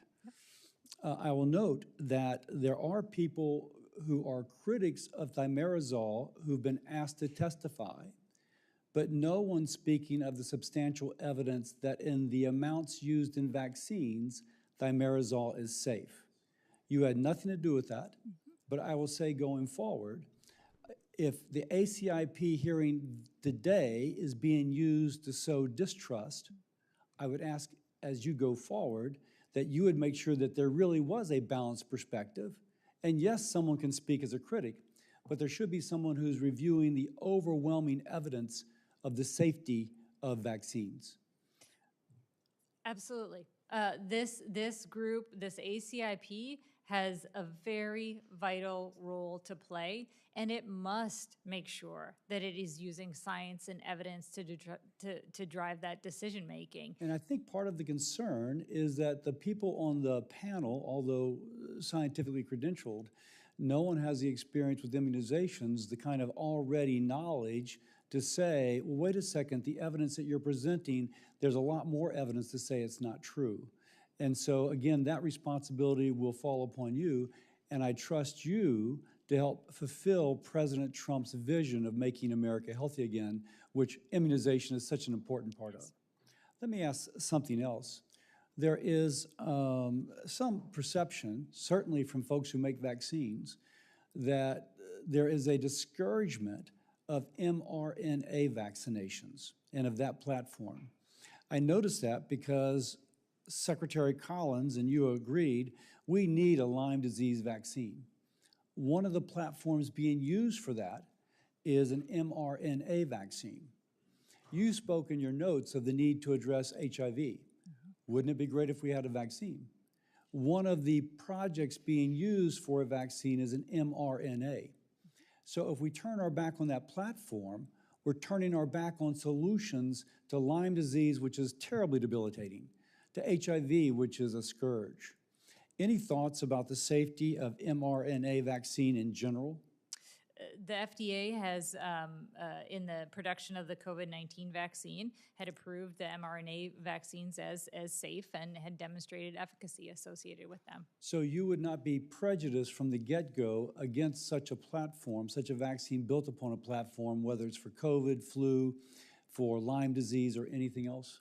That is why I have no a priori prejudice against the mRNA platform or any other approach that is being taken to develop vaccines, and that is why we have safety and efficacy standards that the FDA puts in place for any of these medical product trials to ensure that anything that is being developed, we can have the confidence that we can put it in ourselves and our children, our family members. So then you, as the CDC director, responsible for setting the ACIP agenda would not shrink from the recommendation of such a vaccine, would you also recommend that the 17 members be constituted with those who actually have experience with mRNA research and could know both sides of the safety discussion?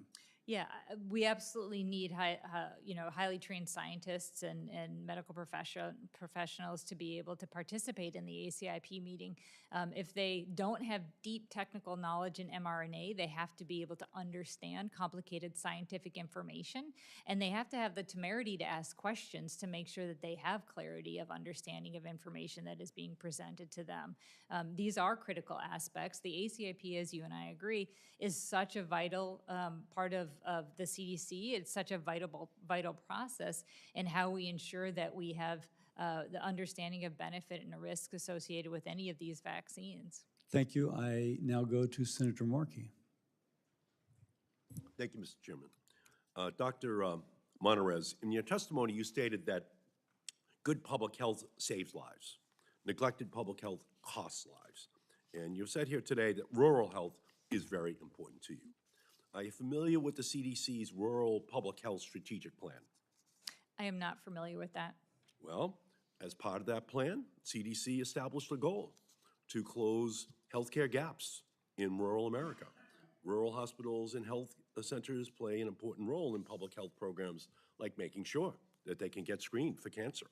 Dr. Monarez, Republicans are looking to cut over $1 trillion in healthcare, the largest healthcare cuts in U.S. history, as part of their big, ugly bill to pay for tax breaks for billionaires. Take money from the healthcare for ordinary families and give that money then to billionaires.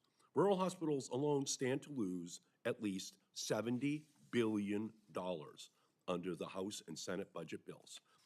2 weeks ago, I released data that showed that if the Republicans pass their bill, at least 338 rural hospitals, including 33 hospitals in Louisiana, 35 hospitals in Kentucky, 21 hospitals in Oklahoma, are at risk of closure or cutting services like emergency room care, labor and delivery, or mental health care. And it isn't just hospitals. Nursing homes, community health centers will lose funding because of these cuts.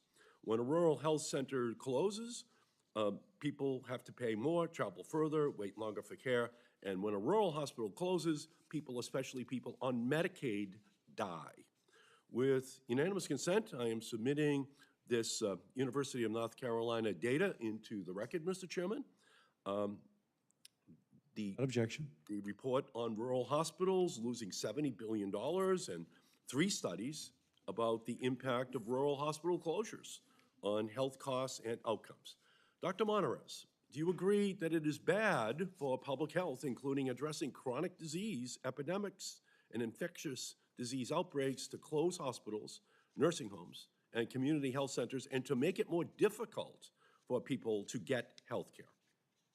I believe that rural health clinics and federally qualified health centers and critical access hospitals in the rural environment are incredibly important. I care deeply about our rural populations, and I support making sure that they continue to have access to high-quality health care and that they have a workforce that's commensurate with the needs for that population. I appreciate that, but a vision without funding is an hallucination. If you cut $1 trillion out of the funding, if you cut $70 billion for rural health care, you're going to have a problem. You can't provide those services. And my expectation of you is that you're going to speak fairly and honestly to the American people about health care cuts on access to care based on your public health experience. And again, let me just lay out the numbers again. 16 million people will lose coverage under the Republican plan, 16 million. Rural hospitals stand to lose $70 billion. Community health centers stand to lose $32 billion. This comes from providing care to the 16 million people who are going to lose their insurance under the Republican plan, and it's going to create a healthcare catastrophe in our country. Ms. Monarez, in 1963, the U.S. Surgeon General, Luther Terry, called the measles vaccine, quote, one of the most significant advances towards decreasing or eliminating one of our most serious childhood diseases. After 40 years, we eliminated measles in the United States. This year, there have been 1,214 cases of measles in just the first 6 months.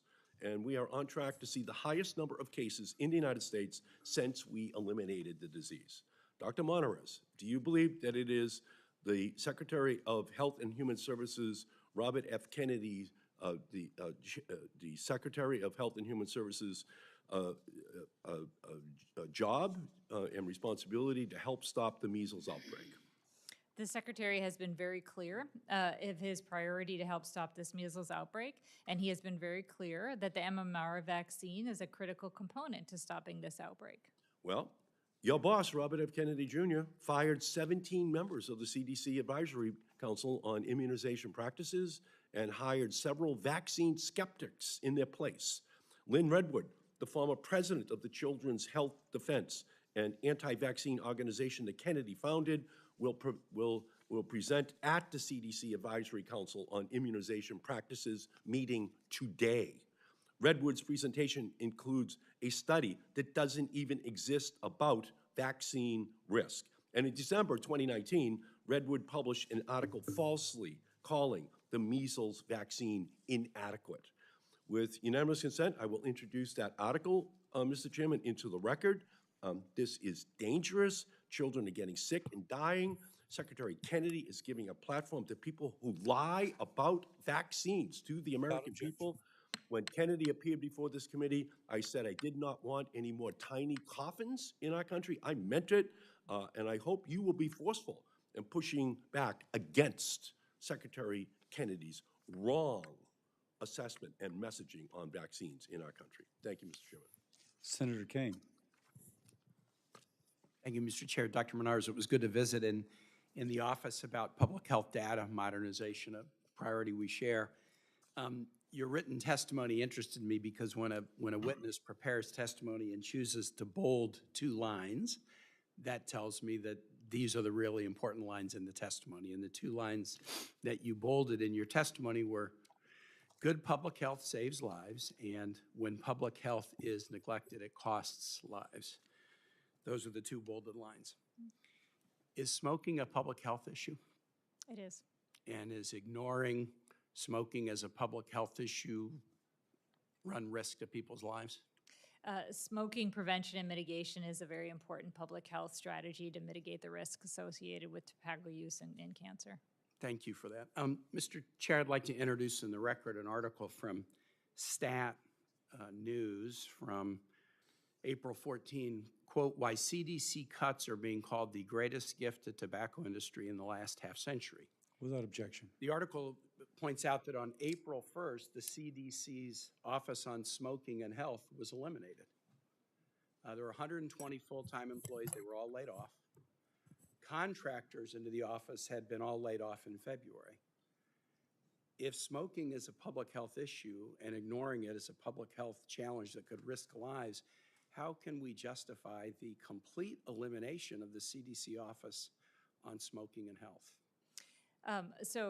As you know, I was not by law involved in any of the personnel decision-making. Can I actually don't know that. So let's focus on that. You were at the CDC from January till March 24th. Mm-hmm. All of the, and you were the deputy director and then acting director. Mm-hmm. All of the contractors who do work with this really important office that have been around for decades were all laid off in February when you were in that position. And the employees were all laid off on April 1. So let me just ask you, did you have anything to do with the decisions about eliminating all the contractors and then all the employees in the Office on Smoking and Health? I am not aware of the layoffs to the contractors. Okay, but now let me just, did you, so the answer is you did not have anything to do with the layoffs to the contractors, if you're not aware. I am not aware. Did you have anything to do with the layoff of all the employees of the office? I had no participation in the personnel decision-making after I left. Right, but so you were not involved in any discussions about laying off the entire office before you left on March 24th? So I'll tell you what I was involved in. So we were given clear guidance from the secretary. But I only want to know about the Office on Smoking and Health, so don't talk to me about anything else. Were you involved in any discussions about laying off the entire staff of the Office of Smoking and Health before you left on March 24? So when we were given the tasking to return CDC to its core functions related to preventing, detecting, and responding to infectious diseases and emerging threats, I worked with the career staff there to make sure that we did both made sure that we were reinforcing those core mission areas. And in those discussions, did the Office on Smoking and Health, was that office discussed? I don't recall that specific office, but Okay, well, if you don't recall the specific office, then I'm going to go to a next question. Just, you're a career public health professional. I mean, if public health saves lives, and this is an office that's been going for decades, that's shown real effectiveness in reducing smoking, isn't it a bad idea to completely shutter the Office on Smoking and Health and lay off all the employees and contractors? Look, these issues are still public health priorities. And For who? they're public health priorities for the secretary, they're public health. Okay, public health priorities for the secretary. The article that I introduced in the record also points out that he's laid off almost all the smoking expertise at the FDA. So give me any evidence that this is a public health priority for the secretary. So this is a public health priority for the secretary. Tell me one thing he's done. You have laid off the entire office at the CDC. So all of the contractors, all of the employees. You've gutted the FDA. Let me read really quickly. The end of OSH comes along dramatic changes at the FDA, including the elimination of the center's management and regulation divisions and the ouster of top tobacco regulator Brian Kling and head scientist Matthew Farrelly. You didn't have anything to do with the FDA, you're not there, but give me one thing that this secretary has done that would suggest he understands what you testified to, that smoking's a public health issue. So the secretary has continued to support preventing chronic disease. Okay, is smoking-related disease a chronic disease? Cancer related to tobacco use can turn into a chronic Yeah, disease. because it's what Senator Houston said, the things we put in our bodies, that's a chronic disease. It would seem like that would be something that would be a priority for the HHS secretary, and yet the CDC, complete elimination of this office, and the FDA, dramatic curtailment of its office. I really have questions about, not about the statement that you made in your testimony, nor about your qualifications. I've got questions about your willingness to follow through on your values. I yield. Senator Also Brooks. Thank you so much, Mr. Chair. Good morning, Dr. Monarez, and thank you so much for being here this morning. I have to tell you, we have over the last 6 months watched this administration in horror, watched it dismantle our public health and research system, all while touting what they have called, quote, their effort to restore gold standard science. And I don't know what focus group came up with that title. It's untruthful. Because the fact is, cutting $12 billion from NIH research for critical cures is not gold standard science. Looking to cut $18 billion more will not deliver for us gold standard science, and firing 2,400 scientists and public health workers from the CDC will not make Americans safer from the threats of outbreaking and emerging diseases. Firing experts they have fired that provide recommendations for vaccines and sowing doubt about the science behind vaccines, I believe will lead to more Americans dying. Shutting down rural hospitals, throwing them off their insurance. I mean, it's just one thing after the next, which I think will not only make us sicker, but also cause us to die. This past week, you expressed confidence in Secretary Kennedy's new picks for the Advisory Committee on Immunization Practices, known as ACIP, saying that they were all credentialed scientists and medical doctors. And that same day, the committee's own chairman called for the delay of the committee's Wednesday meeting, saying that the new appointees, quote, do not have significant experience studying microbiology, epidemiology, or immunology. And so my first question for you is whether you believe that the 17 members that this administration fired from the Advisory Committee on Immunization Practices, in fact, lacked qualifications. So look, part of the Secretary's vision in restoring public trust is making sure that the American people can be confident in the way that the evidence and science are driving decision-making. The Secretary made a decision that resetting the ACIP from the 17 previous members to a new cohort of members was going to be on the path of restoring that public trust. So I respect that you're not able to say yes, that they are qualified individuals. So I'm going to ask you just another question about it. Do you believe that the 17 individuals who the Secretary, bless his heart, appointed have conflicts of interest that undermine their independence? The 8 members that he appointed. The 17, yep. Do you believe that they had conflicts of interest that undermine their independence? You're talking about the previous 17. The new. The new. Yes. Okay. He's only appointed, I believe, 8, but now I understand that it's 7 members. To participate in the ACIP meeting, those members will have needed to go through an ethics approval process and declare conflict of interest. And the Office of Government Ethics will evaluate whether or not those conflicts of interest are directly related to the information that they're going to be receiving and evaluating as they conduct their business at the ACIP members. If the Office of Government Ethics makes the determination that the conflict of interest are in fact directly related to. And Doctor, let me just ask you a specific question because I see the time tolling. Would you say that an ACIP member that made money as an expert witness, for example, in litigation against a major vaccine company would be considered a conflict of interest? So that individual will have had to declare that during the vetting process by the Office of Government Ethics. And the Office of Government Ethics will make an evaluative judgment to determine whether or not that participation and that payment is directly in conflict with the ability of that ACIP members. Let me just say this. So I know that it is not allowed, that generally these members are not allowed to serve as expert witnesses in vaccine litigation, yet Mr.